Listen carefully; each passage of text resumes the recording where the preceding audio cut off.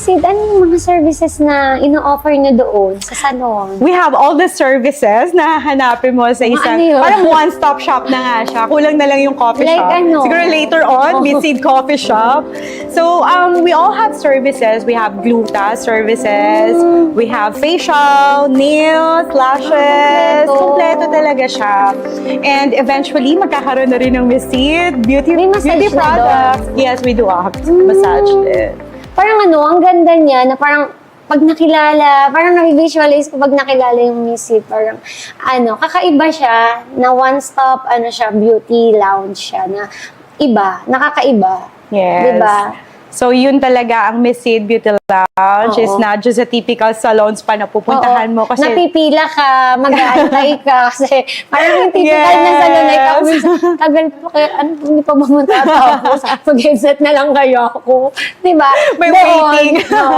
Doon, parang ano ka, feel VIP. sa Miss Sid, you will really feel VIP. Kasi may slot talaga na para sa'yo.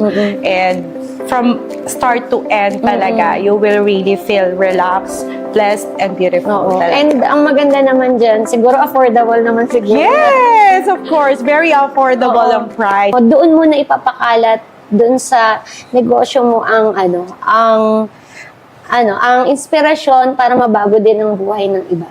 Yes. Tama ba? Exactly, kasi yan ang mission and vision ng Miss Sid, to inspire people for a beautiful transformation. Kasi ako, personally, sa lahat ng pinagdaanan ko, napakapangit. Diba? Na ayaw mo na i-share.